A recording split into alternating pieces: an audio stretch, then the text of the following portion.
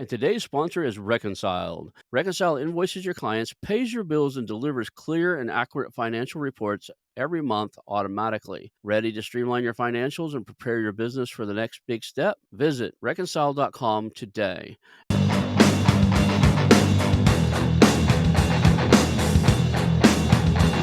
Hello and welcome to the How to Exit podcast, where we introduce you to a world of small to medium business acquisitions and mergers. We interview business owners, industry leaders, authors, mentors, and other influencers with the sole intent to share with you what it looks like to buy or sell a business. Let's get rolling.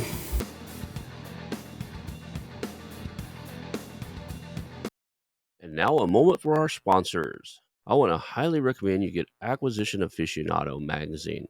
Every month, Acquisition Aficionado magazine brings you tactics for business buying and selling you won't find anywhere else. Learn firsthand from industry leaders who share their success stories, featuring in-depth interviews and stories from leading figures in the business acquisition industry. This multi-platform mobile magazine speaks to acquisition entrepreneurs wherever they are in the journey. And I want you to visit acquisitionaficionado.com today. Welcome to the How to Exit podcast. Today I'm here with Eric Pacifici, and he is a founding member of the SMB Law Group and active on Twitter, active on social media, great contributor to the small, medium business community. You're always putting out good information, good hints, and a resource to all of us. Thank you for being on the show today. Yeah, thanks for having me, Ron. Today's, I feel like Thursday afternoon, we're headed into Friday, so a fun way to kind of round out the week here. Awesome. Well, we always start with kind of origin stories. I've got a lot of questions in my head I'd love to get to. Let's just start with some people that don't know you. But if they don't know you and they're in the space, kind of let people, what is your background? How did you end up in small business mergers and acquisition law? And we'll go from there. Yeah, for sure. I think, many of the people listening may know who I am. I'm sure there are plenty of people who don't, but I'll give the simple version. If, feel free to ask any follow-ups so I don't ramble on for too long. But love small business entrepreneurship, love entrepreneurship through acquisition. Started my career at a large law firm doing, $100 million, $1 billion deals in large cap M&A, and was introduced to the idea of buying a business by a buddy of mine when I was a third or fourth year lawyer. He was at Goldman Sachs and he was getting ready to leave Dallas, where I was practicing. He was working at Goldman, to move to Austin to start a search fund. And we were having lunch and he was telling me about this idea of a search fund and yada, yada. And within, a couple of days of that lunch, I had read Buy Then Build, HBR Guide, everything I could get my hands on. I was doing M&A at the time, but the idea of going and buying a small business myself as an individual sounded crazy initially, honestly. And I think that you see that today when people first come across the idea of buying a small business, they think that's a crazy proposition. And where would I get the money? So it took me a couple of years. We went into COVID and whatever else and started deciding what I wanted my future to look like, and began networking through social media in the entrepreneurship through acquisition community, not realizing at the time that there aren't really a lot of high quality M&A or small business acquisition attorneys, and started having a lot of people coming to me saying, "Hey, Eric, can you find me a good lawyer for my 2, 4, 6, 8, $10 million deal?" I was working at Kirkland and Ellis, billing at $1,500 an hour at the time. And so I couldn't do it, and set out to find people that I liked a lot, good lawyers, to help with their deals, and quickly realized that in small business M&A, you really have one of two things. You either have lawyers that don't know M&A at all, will still take the transaction, will not tell their client that they don't know what they're doing, or you've got true M&A attorneys, high quality ones, but they're built for $50, $100 million mid-market deals. They bill by the hour. They're aggressive. They don't make a ton of sense in small business M&A. They're also really busy. So getting return phone calls moving quickly is not something that they do. And so started having conversations with Sam Rosati, Kevin Henderson, my partner, who's an amazing lawyer. I think he's been on the pod, I believe. And we decided to launch a firm in the space. That was beginning part of last year, January of 2022. We started in earnest in July of 2022. And since then we've done, I don't want to make up a number, but somewhere in the neighborhood of the high 300 millions in transactions. Average deal size about 4 million. We've grown our team to about 13 total people. We've got lawyers in just about every corner of the country now: New York, Florida, Texas, California, Colorado, North Carolina, Michigan, Maryland, and having a ton of fun doing small business M&A. So that's the highlights. Awesome, awesome. And Sam has been on the show, but he deferred to you to talk about SMB law, and we talked about his pursuant capital, right? Awesome. So Yep. that way, because he's like, Let's just do it this way." So that was cool because he already told him I had you lined up. We were rescheduling and playing, tag at the time, but we'd had this plan. So one of the questions I have in a lot of attorneys, I've asked, "Why did you get into small business?" You just explained that, but a lot of people understand for those, on the hourly rates, it doesn't take a ton more time or less time, I guess I should say, to do one of these small deals. There's still certain things you have to do, right?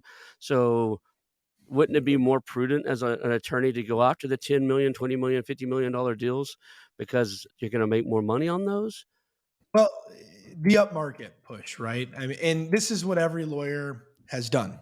Hmm. And I'm reluctant, frankly, to talk about this because I don't want to encourage a bunch of people to come compete with us. But I will talk about it because there's enough opportunity for everybody. And frankly, lawyers are just not designed to want to do these deals. They're not. They want to go up market. They want to chase prestige. They want to chase big numbers. And I'm just not built that way, Ron. I'm not. I love the entrepreneur. I love the guy or the gal that's 25 to 50 years old, has a couple of kids, has been in corporate for a couple decades, has saved up a few $100,000, wants to do something different with their life. They still want to work, they Hmm. still want to have a great career, but they want to have control. They want to be able to pick their kids up and from school. They want to be able to go to the soccer games. They want to, for better or worse, sometimes good, sometimes bad. They want to control the upside at the risk of the downside. And those are my people, man. That's my tribe, and that's what we're doing in our business as well. And I'm just incredibly, insanely passionate about those individuals. So, could I make more money going up market? Maybe, but I'm also a big believer on how much money do you need, Ron? There's more to life than just dollars and cents. And when you do things the right way, there's still plenty of value to be had on Main Street as well. Did So, you end up buying that business with that buddy of yours? Do you have dealings outside of the law, or you just stick with just law right now? so my primary focus is SMB Law Group at scaling the business. I mean, there's so much opportunity for us. We've done, nearly 400 million in 14 months. Hmm. We're on pace to do 450 to 500 million in deals in our first full calendar year. I think we could do. I tell everybody they think I'm crazy. I think we could do $1 billion in small business M&A in our second full calendar year. That is an incredible opportunity and would be such a remarkable accomplishment that I'm kind of all in on that. But I also, we're right at the middle of the entrepreneurship through acquisition and SMB world, and so the investment opportunities are there. And my brother, who happens to now be our chief of staff, not because he's my brother, but because he's incredibly well qualified. Him and I had a fun little venture that will go unmentioned. But before we launched the law firm, him and I did some small business stuff together. So, That's cool. um, I was just curious because a lot of the attorneys I have interviewed, they have side projects and other things they've invested in, and they even have an investment criteria. They're still looking for projects and stuff, and and that's how they're supplementing going after, like, they're in the game too on a regular basis. But I see the reason you're not like actively in the game is you're playing such a big game with S&B Law Group. You just don't have the cycles, right? You're not going to be able to fulfill the vision you have with S&B Law Group and just have two CEOs reporting to you on the side and making sure they're getting their stuff done. That would be difficult. I like the expression dilution of focus, dilution of results. And we have a tendency, particularly, I think, in small business Twitter, to kind of chase shiny objects because in recent years, there's been a lot of really incredible opportunities. The SDR movement, crypto, being an entrepreneur through acquisition yourself. There's a lot of different ways that you can make money. But I do believe that dilution of focus, dilution of results. So I'm all in on SMB Law Group right now. That's cool. That's cool. So I also seen you guys, mostly I believe you, were doing these mini courses, right? You're doing stuff that had to spur from a lot of people have to be coming to you and they just don't know how to structure deals or something spurred. You know what? The entrepreneurial pool out there needs a little bit better source of information or a way to get deals to the table that we can close or something. What was there that created a need for you to go, yeah, we probably ought to, carve off some time and put some stuff out there? Well, I mean, a lot of things, right? Number one, I thought it'd be fun because I love talking about this. I tweet about it and think about it and talk about it. Like I would say 22 hours a day is an exaggeration, but like there is days where it's 22 hours a day. I'm obsessed, and that's why I can tweet day in day out, year in year out about the subject, and I see kind of other people come and go. I love it. But there are a lot of people that ask the same questions over and over again. My DMs are packed to the gills, Mhm. and the questions are the same. And yes, I could put together just a simple FAQ and say, hey, when they ask the same question, how do I find a good business? Is one. I could do Yeah. that. Or we put together a free business buying masterclass, Kevin and I, where we had Clint Fiore and Ed Misogland and a number of other people, proprietary searchers, tell their story, and answer questions and write pieces on it. And that's fun. And we did it all completely free, totally free. We have no desire to monetize that. There needs to be more of that. I see a lot of people that spend, they've bought a business, Ron, and now they're a business coach and they're going to charge you 5 grand to teach you how to buy a business. And I listen, don't hate the player, hate the game or whatever. I get it. Like I everybody's call trying to them feed their family. Nurus. I hate Nurus. Yep. New roost. Yeah. And to me, like after doing, nearly 400 million in small business M&A, I still don't feel like we're to the place where you need to pay us to come tell us how to do deals or how to think about it. And that's been the ethos of SMB Twitter from the beginning. And what frankly got us going was the abundance mindset and the giving mindset of there's plenty for all of us. And by adding value, you'll get value in return. And, for the first portion of me being on social media is probably the better part of a year. I was working up market. I was anonymous on social media.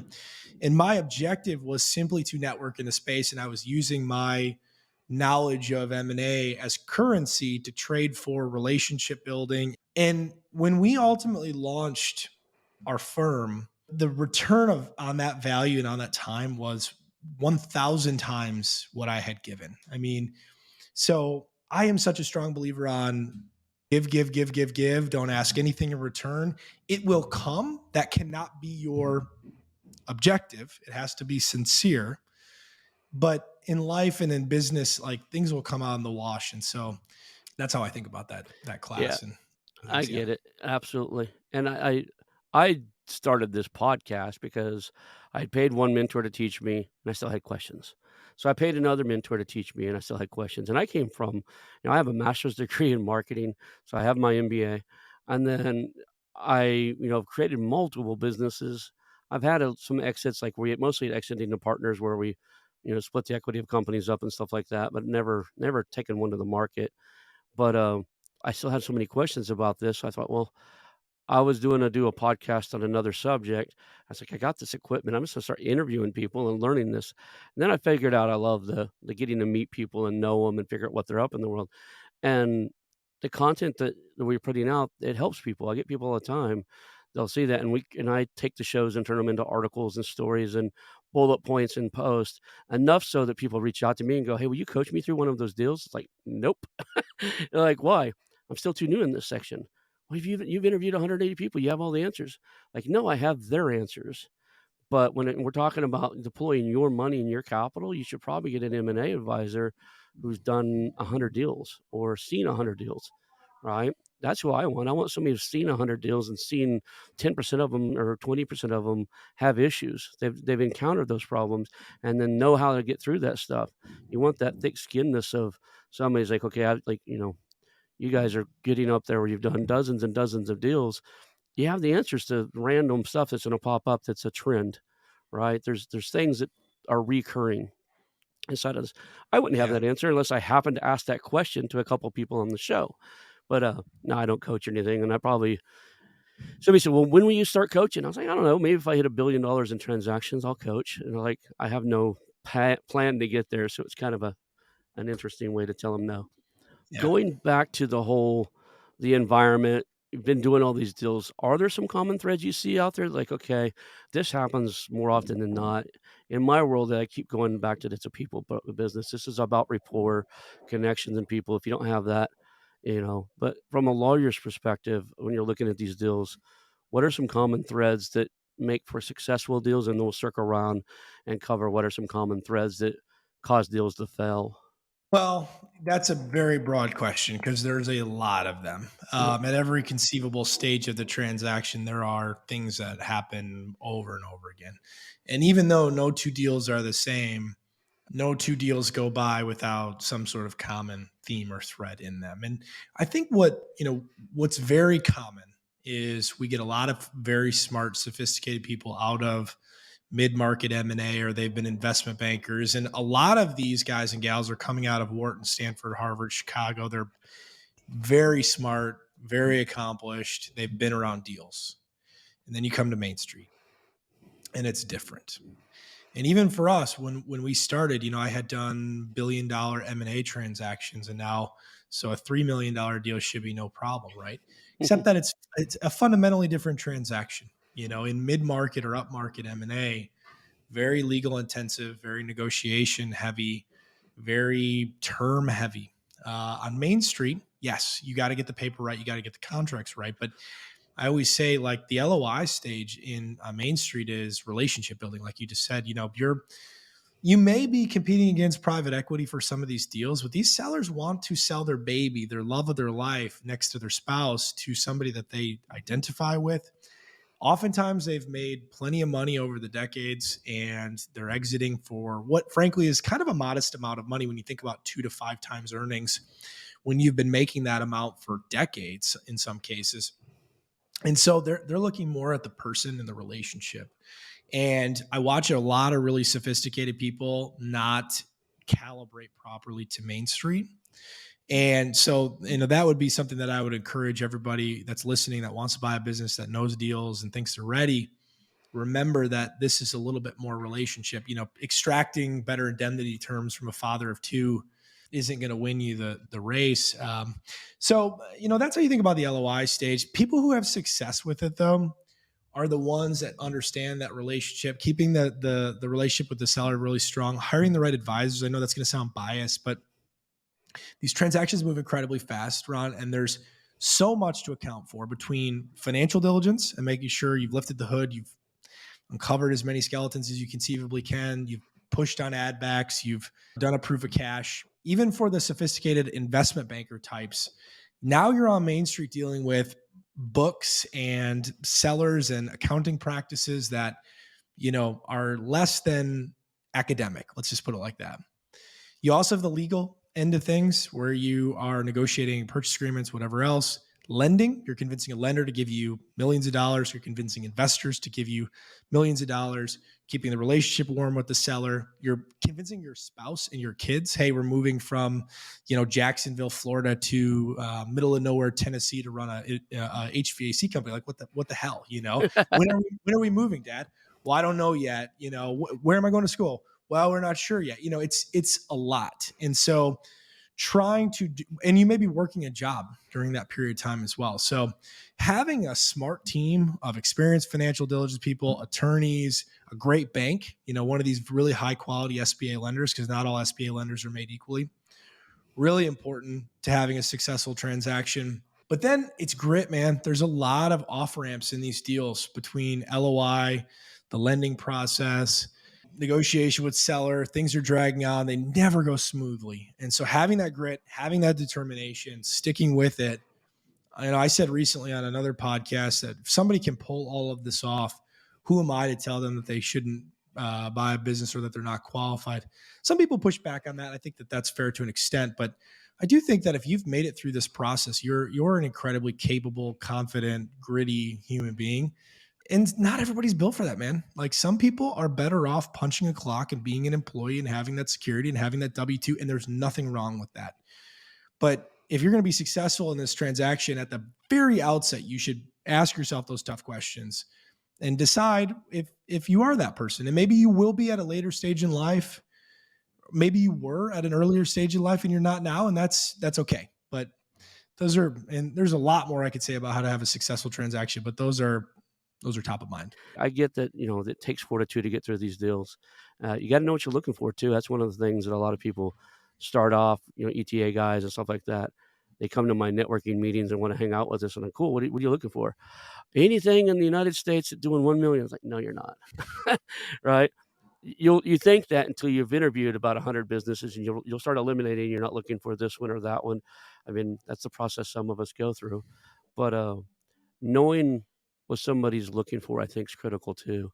I don't know how you make it through this space without the fortitude and grit of going, I'm looking for X in this area. Here's the places I would live. Here's the places I wouldn't live. Here's the kind of businesses I'm interested in, or I think I'm interested in, until I dive into those industries, and you just start talking to them. What do you see as definite, like, this kills deals every time? There's got to be some elements out there that just day in and day out, if this pops up, it's going to kill the deal. Deal killers. It's a great question. And this may not be the exact answer that you're looking for, but one thing I encourage everybody is to buy a good business from a good person, right? With the focus being on the second half of that. And that's, obviously you want to buy a good business. So no kidding, Eric. But buying a business from a good person takes care of a lot of the issues that you could potentially have in the deal process, and the issues you're going to have after the fact also. Now, how possible is it to determine whether somebody is a good person or a bad person over the course of a 90 to 120 day transaction? You may not know, but you also may know things like the treatment of the employees, the culture, the accounting practices. If you find things where they've, lied on their tax returns, or they're paying employees under the table. And I'll be honest, like, there's industries where, like, if you want to buy a landscaping business, like, good luck finding one where they don't get paid under the table, or they don't pay employees under the table sometimes. But, if you're dealing with a good person, that's going to take care of a lot of the potential for problems that will kill your deal. Because, what's going to kill your deal? Quality of earnings. That's where the vast majority of these deals are going to die. They're going to die after you lift the hood. You see the real financials. You get an opportunity to get familiar with the business. And, I get the emails every day. A lot of deals going under LOI, a lot of deals falling out in quality of earnings. The lending process. If you go hire a shitty lender, excuse my language, Ron, I don't know if there are That's children. okay on this show. If you go hire a tier 2 lender, they will kill your deal. They will make it a nightmare. They will leave documents sitting on the desk for 2 months that they haven't reviewed. They will ask you to change terms late in the deal. They will deny your loan deep in the process after you have spent a ton of time and money, and they'll leave you in a lurch, and that will kill your deal. Whereas if you had gone with one of the high quality lenders like Live Oak or First Bank of the Lake or Byline, you're not running into the same issue. And then too, having the right advisors to find issues early in the process. I know I'm being redundant because I mentioned quality of earnings, but that's such an important one. The quality of earnings is such an important thing that everybody should be doing in these deals right now, because not only will you potentially find issues that will kill the deal early on, but you also could solve some of the accounting confusion, the working capital confusion early in your deal, so you're not fighting about it later in the transaction. I've had transactions where if we would have done quality of earnings 3 months earlier, instead of doing it ourselves, we would have cleared up questions like, do checks clear when they go out, or do they clear when they settle, whatever. Now you're fighting about it at the 3-yard line. The seller is stressed, right? Everything's fine and well early on in the process. When you go under LOI, it's theoretical. When they start getting to the doorstep and they're thinking about life afterwards, and they see their tax bill, right? That's a big threshold that will kill a deal. Seller thinks they're getting $6.5 million. They get the settlement statement.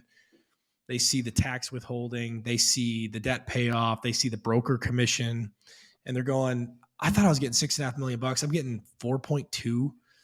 That's, this business makes $1.25 million in earnings. I'll just keep working.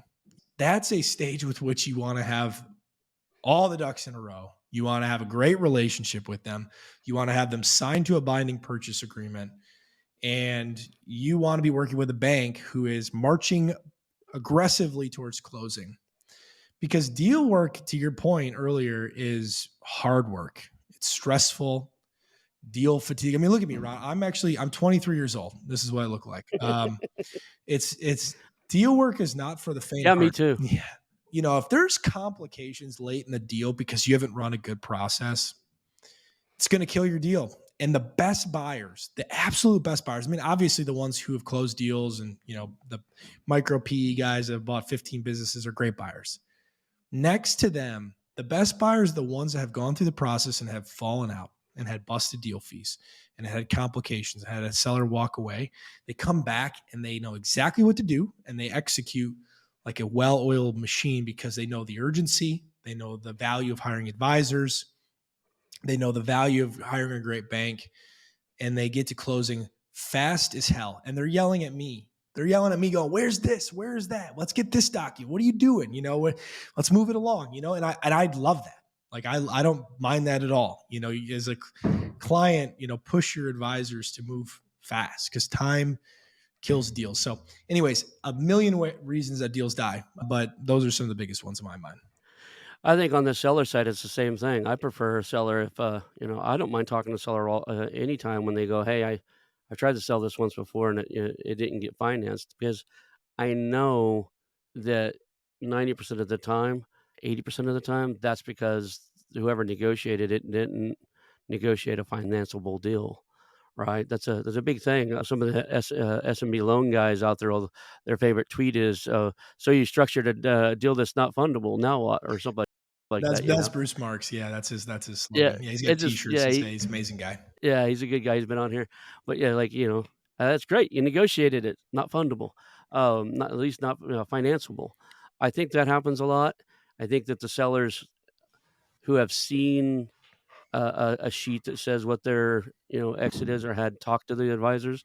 I've lost a couple of deals where I said before we go, I tell sellers during due diligence before we go any further, you need to go sit down with your tax advisor, your CPA, take my LOI to them and understand what this is going through because I don't want to spend the money on due diligence and working with you for the next 3 months to get this to the finish line. And then you get to see that sheet and go, wow. And then I always ask them because I like, seller finance type of deals.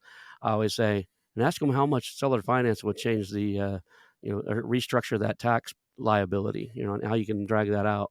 So, because a lot of times they'll come back to me, so we'll do it, but we have to, seller financing have to be a big portion of it. And that's what you want, at least what I want. But, yeah, Well, that's a I can I touch on that for just a second? Because that is absolutely, go ahead. such a big deal killer. And this is a contrarian opinion. It's a hot take, whatever the buzzword is for it. I say this constantly to first time buyers. The off market deal hunt. Everybody believes they want a really juicy, proprietary, located off market deal. And if you're a savvy buyer and you're coming in with cash and you're going to get the deal done in 30 days by cramming it through, you have at it. If you're a first time buyer that's going through an SBA process that's going to take 100 days and you're trying to source a deal with a seller who does not have an advisor, that's 80% of our dead deals because they need that advisor that's unbiased in their ear. And as much as people talk badly about brokers, they serve an enormously important role in conditioning that seller and then clearing issues that you don't, as a buyer, you don't even know they popped up.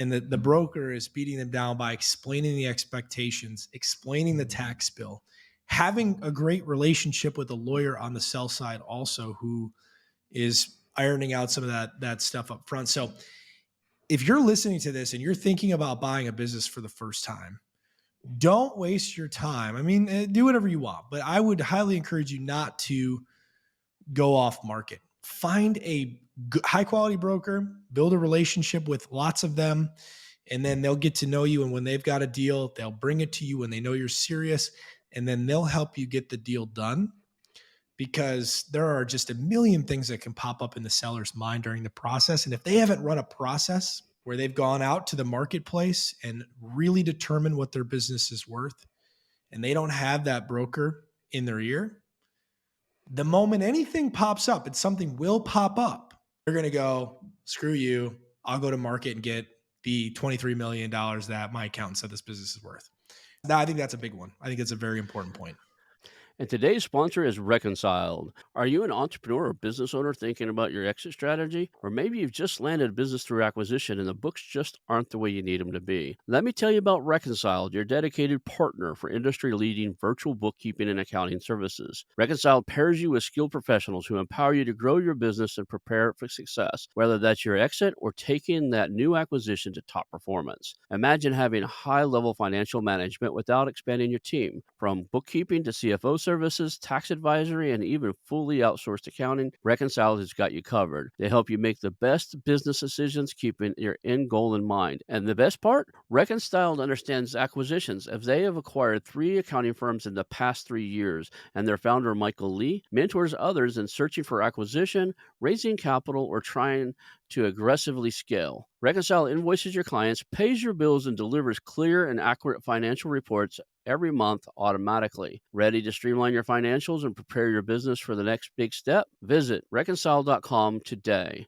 and let them get your books in order. Reconciled, making bookkeeping a breeze. That's reconciled.com. Yeah, and I'm almost on the same page. The hat you have to put on is both the educator and the buyer, because you almost have to. There's certain roles of the broker that can't be overstepped, and that's educating the seller on what the process is, what the documents are, why they're there, and that takes a huge delve into rapport.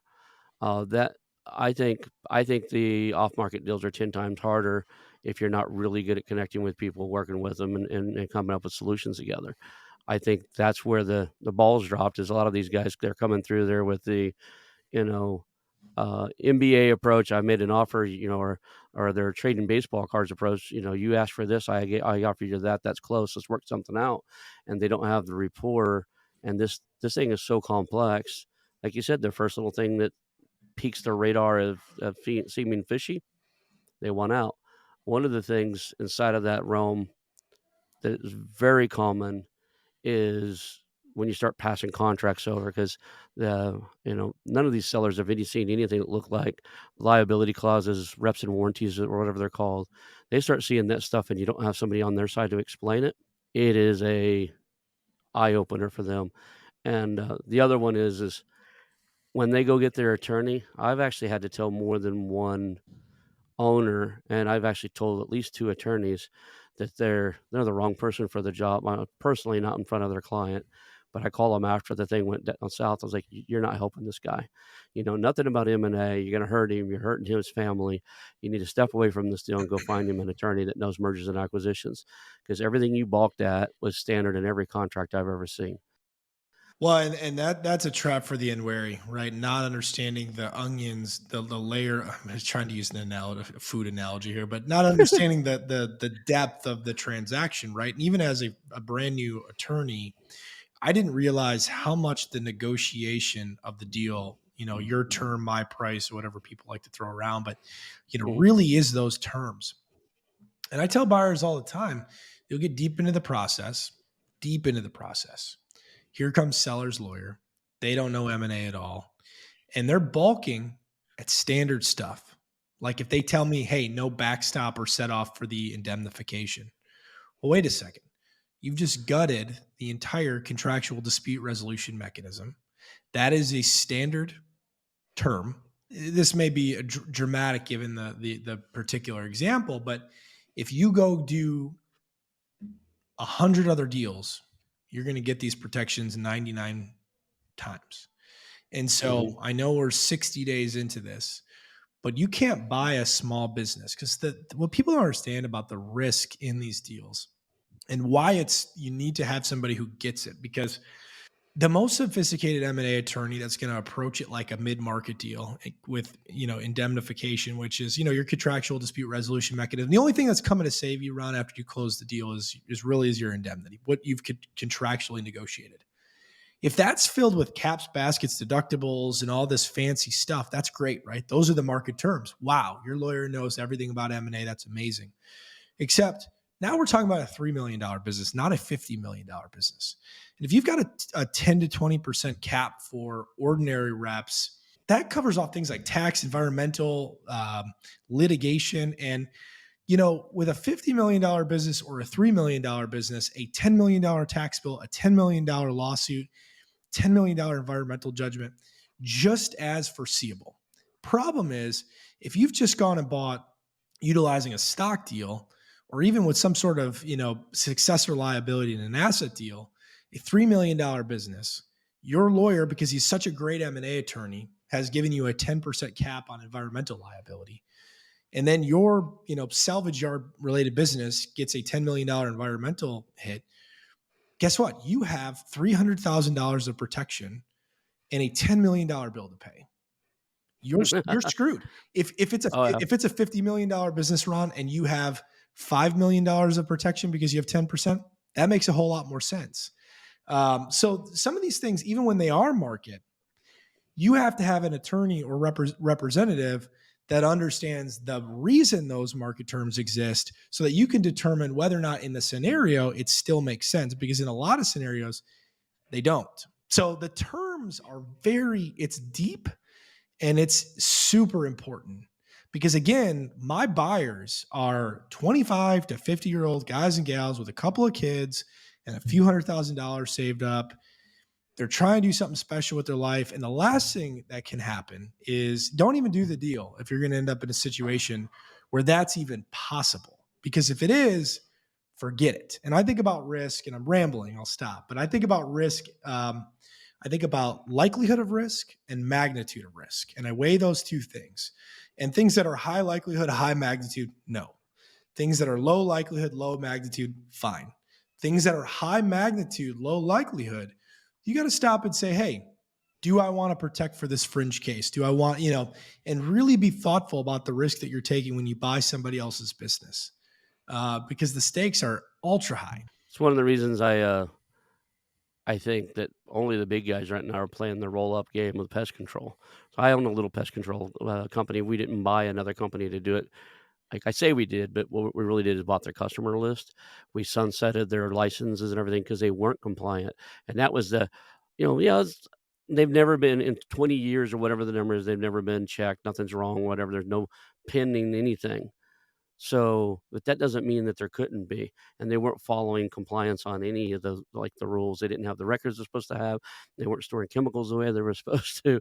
And I was like, I was new enough in the game to know, wait a second, I don't want any of the liability. And you said something a second ago, I'm going to come back to. I didn't want any of the liability. And I'm positive that, especially in small states like Oklahoma, had I used their brand, had I used their name, if I'd have just done an asset purchase, those people would still try to find me. I still would have had to try to defend that. I'm using the logo. I might have been able to win that defense, right? But they're still, when they write the fine, because they'll go out and do soil samples and everything at a house and figure out you use more chemicals than you were supposed to, whatever. If they decide to fine that individual, those fines can be tens of thousands of dollars, right? In that realm, there's just a lot of these industries, even if it's just an asset purchase, can you defend when they see you using the brand? You bought the brand as a line item on an asset list, but when the fines come through and it's from the EPA or the or somebody else, some other state agency, do you have the money to defend those? Such an important point, Ron. It is such an important point, because it goes beyond. Again, I go back to my point about good business, good person. Because it's good person, hopefully you're not dealing with any of this. But it's a car accident analogy that my partner likes to use, where it's teaching his 16-year-old son how to drive. They come to a four-way stop. He goes to go. The other car looks like they're going to come. And my partner, Kevin, says, "What are you doing? Stop." And he says, "Well, Dad, I had the right of way." And Kevin's like, "Well, that's going to do us no good when they still hit us. We're still going to have to clean up the mess, right?" And a lot of people don't realize that, yes, you've negotiated contractual liability protection. You've got done an asset deal. It's not your problem until somebody comes to you and says, "Hey, I'm your biggest customer. I have this warranty claim from what the prior seller for however much, a lot of money. Pay me back." And you can't go to them and go, "Well, no, I'm the new," what's the Saturday Night Live skit where we're the new Ford. That was the old Ford. You can't Right. do that. You got customers that are massively important to your brand, community reputation. You've got to honor that. But it gets worse than that too, right? Because There's a number of states, and I worry about three core areas more than any other areas, which is employment, environmental, and tax. In those areas, particularly in some of these jurisdictions like California, Washington, Colorado, those laws and the successor liability that could come along with it, even in an asset deal, could be massive. And so you can negotiate diligence, paper things up till the cows come home, and there are still ways that you can end up in trouble. Now, that's not me telling people not to buy businesses, because I am obsessed with this. I think it's amazing. I think it's the best form of entrepreneurship. I really do. It's to make the point that you have to do it the right way to set yourself up for success. That's the term I was going to circle back around. We talk about, stock purchases or buying a company through the corporate stock purchase or an asset purchase. And on the simplest view, everybody thinks, well, if I do an asset purchase, that eliminates all previous liability. But then you throw in this term earlier and you just brought it back up of successor liability. What is that and when does it come in play? So it depends on the jurisdiction, state by state. Successor liability is a doctrine that, will vary from jurisdiction to jurisdiction. But the idea being you are, as the successor in interest, responsible for the liability of the previous organization. And for your audience's benefit, just to back way up, in an asset deal, you're buying a cash machine, right? A machine that has generated a certain amount of cash, and you're saying, based on the amount of cash it's generated historically, I'm going to pay, a multiple of that, and I'm going to buy the machine, but I'm just buying the stuff. Bring it over here, build my own machine. And so anything that was done with the prior machine is their problem, and this is my new machine. So nice clean line. That takes care of about 90% of the issues. Stock deal, you buy the whole machine. And so you take all the historical liabilities with it.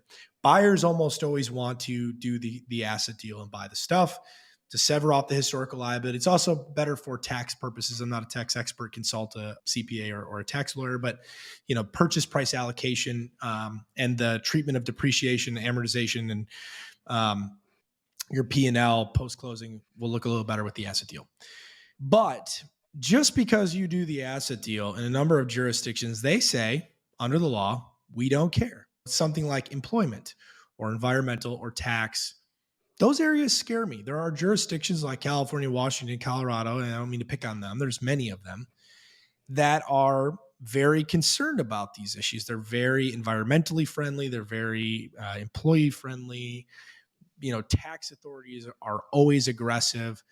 And dude, you don't want the IRS or the Department of Revenue, the state of Colorado, breathing down your neck post closing. Because even if you're the new Ford and that was the old Ford, like, you still have a not fun experience ahead of you.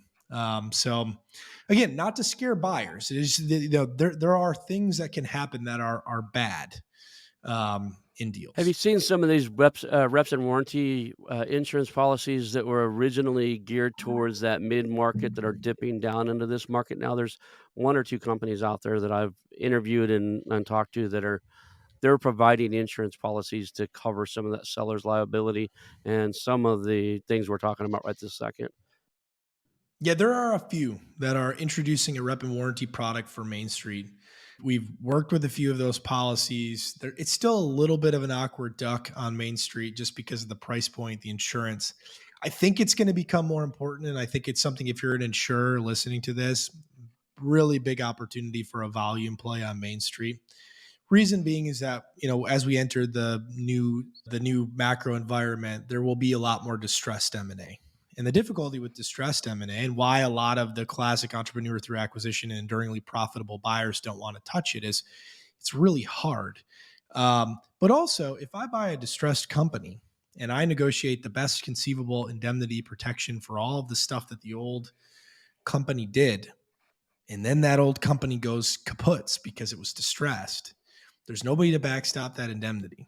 So when that person shows up and you say, whatever, if they can nail you for it, successor liability or whatever, there's nowhere to go to recover. So if there was a product there, though, it was backed by an insurance company, you could go recover from the insurer. You're more inclined, if you're sophisticated and you understand all this, you're more inclined to do that distressed deal than you would be in the absence of a indemnity backstop. I know we covered a bunch of different stuff here. What are some questions that the first time business buyer, you guys have this course out there. What are some of the things they need to go to get started? Like on there before they come out and start talking to business owners, is there a foundation? I know that you have your course. We'll talk about that at the end. We'll even share how people can get to it. That'd be a great idea at the end. But what's the foundation that people need besides fortitude Yeah. to make it through the deal? Listen, if I knew nothing about small business M&A and I wasn't an M&A attorney, where would I start? Here's what I would do. And I'll be very concrete. I would start by reading a couple of books, Buy Then Build, the HBR Guide to Buying a Business. A lot of people listening are not going to be surprised by that advice. I would then move on to listening to a few of the podcasts. This podcast is terrific. Acquisitions Anonymous with Michael Girdley and their team is incredible. Yeah, I would I'm listen. a Michael Girdley fanboy. He's I tweet on everything he does. He's brilliant. So he's a hard guy to dislike. good I guy. would listen to every single episode. I would. And by the end of it, you will have learned a tremendous amount about reading sims, thinking about business risk. And then to my friend Reg Zeller's point, like you don't learn about fishing by reading about it. You go fish. You don't learn about hunting by reading about it. You go hunt, and you need to go read sims. You're going to build muscle by reading sims, talking to brokers, talking to lenders too. I think taking deals to lenders, it's going to be an iterative process. But again, this is a game that's built for people with grit, determination, and confidence. It's not built for only for Harvard MBAs. It just isn't. And the buyers that the banks love the most are, the career tree trimmer that wants to now buy a tree trimming business. Like there's plenty of ways to get through the deal process without knowing anything about how to do a deal. That's a game where you've got great determination and confidence. And you go hire good advisors. At the end of the day, the most important thing is you get out the backside of that deal, you got to go trim trees, man. And like, not everybody is built to trim trees, but if you are, that's the important part. So, and Bruce Marks, who you referenced earlier, one of the things he says that I think is so true is you don't want to be in a position on day one after you've acquired a business where the employees come to you and ask questions and you don't know how to answer them. You'll be in a bad spot. Now, the idea that you're going to be, perfect on day one and able to answer every conceivable question that's not true either. And if that's the bar, then no one would ever buy a business. So it's somewhere in between there. But first time buyers need to hire good people to do a deal. They need to move fast. They need to read sims. They need to earn the respect of brokers in the process. And you're going to have foot faults for sure. But there's a lot of people who are doing deals that, are not Harvard MBAs. So Yeah, and I get it. And I think I've never seen any of these go through faster than, especially SBA loan types, 90, 180 days, right? That's typical. You can learn a lot in 90 to 180 days. You get past LOI, you can dive into a realm. If you use an SBA, they're still going to want to know, you have industry experience. I get that. But showing up on day one and not knowing your industry inside and out is, in my mind, a sign of laziness too. There are a ton of industry reports out there. There's tons of knowledge that's available. There's podcasts talking about that industry. There's industry associations that put out those information about those industries. You could be fairly knowledgeable about any subject on this planet in the term of 90 days in the world we live in now. I'm not as worried about that as much as I am understanding the human reaction to cultural changes and stuff. Walking into a new place as a new boss and the new CEO, when there's other employees involved, especially when there's dozens of other employees, understanding what they're going through and able to be with that and deal with it, that's a different skill set. And I think that's one thing that's missing in the advisor pool is an integration advisor or maybe it's some type of special CEO type coach that has been through multiple acquisitions. It can be there with you on day one, even a phone call away or a Zoom call away to say, okay, I'm walking into office day one now.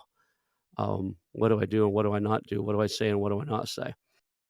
well, and Um, another big cheat code to solve for that not enough buyers take advantage of. And again, it goes back again to buy a good business from a good person. Ask that seller to stay on board for a period of time. There's a reluctance of first time buyers to want to ask for that, thinking that will maybe, differentiate them from the competition. The seller will dislike it.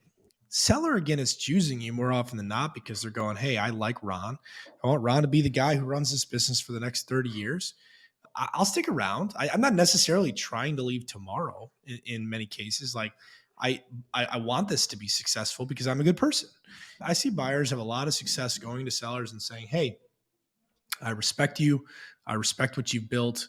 I would be honored and I will pay you if you will stick around for 6 months to a year and show me the ropes.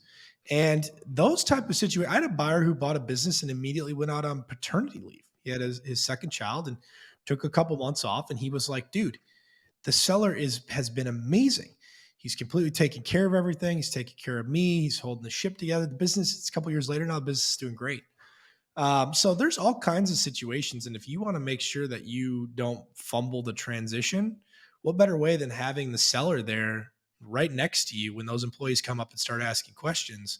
You got somebody to lean on. Now, it's not always sunshine and rainbows. And I've had many instances where buyer calls me up 3 months after closing and goes, how do I get this man out of here? Case by case, but that is one thing that you can try to do. And there are ways contractually too, then to put hooks into the seller to make sure that they deliver on that as well. Where do you see the industry going? We got a few minutes left. We keep hearing the word silver tsunami, and that there's I this have huge. I have that trademarked, Ron, so be careful with that. But please continue. Yeah, Did you really? I do. I really do. No, that's not Oh wow, cool. yeah. It's a joke, but That it's phrase. also serious. So, but I'm just Oh, it's a cool. shtick. I have fun with it, but So I better check. I've written articles about it a couple of years ago. There's a space where a ton of people they're out there, they're retiring. I guess what that phrase, what they're referring to is there's this huge wave of this. Do you see that? I mean, um, how many of these business owners are really going to actually go to market, and how many of them are going to sit in that chair until the last day? That's the concern I. So, silver tsunami. What is it? The so-called silver. The great wealth transfer is happening. It's a economic term that's been coined where there's $70 trillion or a large amount of baby boomer assets. All kinds of things: cash, stock, real estate, small businesses that need to be transitioned to the Generation X and the millennials over the next however many years, decade, whatever. Some portion of that, and that's open for debate, is small businesses that need to be sold or need to transition to non-affiliated, non-related parties, because a lot of these small business owners have done fantastic for decades. They've made millions in earnings, and now here they are at 70 years old. Their kids are accountants, doctors, lawyers, whatever, and they don't want anything to do with dad's stained glass manufacturing business. And so dad's got to go sell that business to somebody. And the theory is that there is trillions of dollars in these businesses that need to be sold. Do I think that that's true? I absolutely 100% think it's true, and I'm seeing it every day. I also am seeing a tremendous amount of buyer demand. I think as a result of that, but also a desire for something different economically, loosening of SBA guidelines to get the money. And so a lot of supply, a lot of demand. Now, the pushback on the notion of the silver tsunami is that many of those businesses are not very saleable, right? They're not, they're one-man bands. There's, key man risk. They're not a business that a smart individual would want to go and buy. They don't make enough money, whatever. My response to that, and I think that this is unequivocally true, is that even if those businesses are not saleable, they still represent an enormous amount of market share, of customers, of value. And whether that business is ultimately sold to a third party or it's shut down, it presents tremendous opportunity for industrious, hardworking, clever, entrepreneurial type people in our economy right now. So silver tsunami is, I believe that it is, there are a few things that I believe are generational opportunities. I believe that this is one, if not one of the top three biggest generational opportunities for somebody who is, under 50 years old right now to really cash in a meaningful way. Now, it's not for everybody. Going out and taking, millions of dollars of SBA personally guaranteed debt is not going to be a good decision for everybody. But for those of us that it is a good decision for the opportunity is incredible. That's my synopsis, Ron. What do you think? I think so. I think it's a huge opportunity. The statistics show. I think the market will correct anyway. So a lot of those single operator businesses that don't sell, those customers will need that service. They'll need their heat and air fixed. When George doesn't answer the phone anymore, they're going to call the next person in the phone book or whatever is existing. They're going to call their cell next thing they see on Google or whatever, and the market will adapt for in the most part. What I don't want to see is great businesses going by the wayside, right? There's Yeah. just a lot of opportunity, and, my first knee-jerk reaction in, like, the last year and a half, everybody that teaches real estate is starting now to teach business buying. Like, a lot of the, guys who, were teachers and educators when I was in the real estate game are now have a line item, "We'll teach how to buy businesses too." 2 different things, 2 different worlds. There's part of it, like, when the shoe shine starts giving you, stock advice, maybe it's time to get It's out of the stock market, That's a right? concern. Yeah, for sure. I think, well, that's a fair point. But the question is it real? And my answer is 1000%. I know this for sure. We as a firm have 60 transactions in process right now at varying stages of the business buy. I have 25 names written on the board next to me of clients that I'm working with personally that are in various stages of the business buying process right now. That is extraordinary. It is, That's not, absolutely. and I would love to sit here, Ron, and go, hey, that's a testament to how incredible we are. It's not. It's a testament to what's going on economically and how incredible the opportunity is and how much people are desperately trying to the ones that realize it. And here's the I think the most interesting part about it. And I always use this analogy, it's a mile to the starting line and it's an inch to the second one because these buyers take a long time to figure out to learn about entrepreneurship, get through the process, acquire that first business. Within the next year, many of these buyers have gone on and bought businesses 2, sometimes 3. Once they figure it out and go, oh shit, this works, they're not calling me up 3 months in going, hey Eric, I'm struggling because the employees, and every situation is different.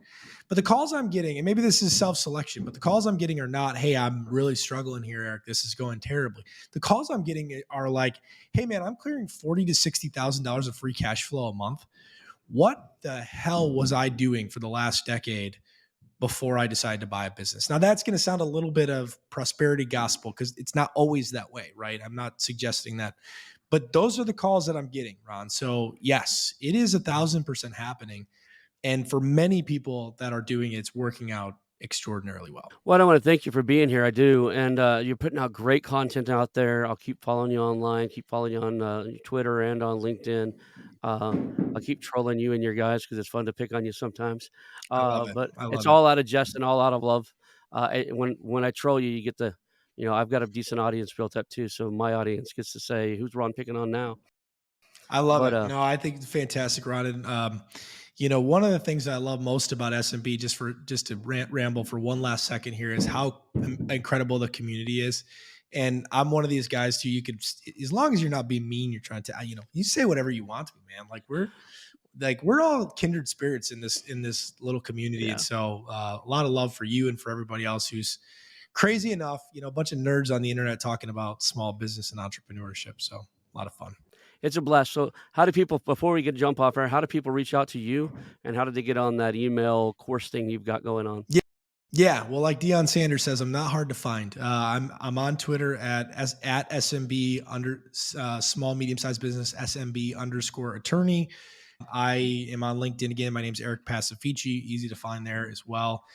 In the link tree on my Twitter, we've got linked to we have a podcast called Mundane Millionaires as well, which is a lot of fun. We interview people who are on Main Street making money in different capacities and just normal everyday guys and gals that are doing extraordinary things with their businesses and with their families. And that's a lot of fun. We also have a free business buying masterclass that we're running where we're taking everybody from start to finish, soup to nuts, how a deal works, the diligence, the specialists. We're bringing in some incredible guests. Maybe you'll be kind enough, Ron, to contribute as well.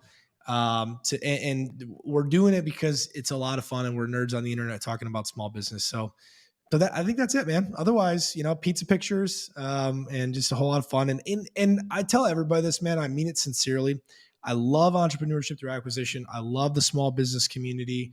I care so deeply about my clients and about people who are trying to do something different with their life. I will help anybody. I will help you. Come to me, ask me to find a polar bear expert in the Sahara Desert, and I will go find that person with my social media, because I care deeply about the community and what people are working on. So feel free to reach out to me for anything. I'm here. Awesome. And well, with that, we'll call it a show. Thank you for being here, Eric. Thanks for having me, Ron. I want to announce our new channel partners, the ITX Marketplace. Since 1998, ITX has created $5 billion in value by selling more than 225 IT businesses in 20 countries. ITX works exclusively with IT-enabled businesses generating between $5 million and $30 million who are ready to be sold, and M&A decision makers who are ready to buy.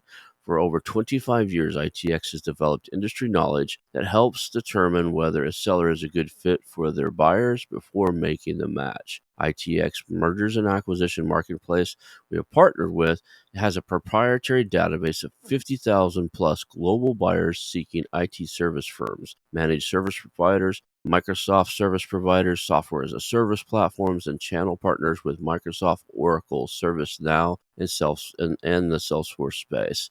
If you have an IT-enabled business you're ready to sell, I want you to visit the itexchangenet.com/marketplace. How to exit. That link will be in the show notes. Visit them now.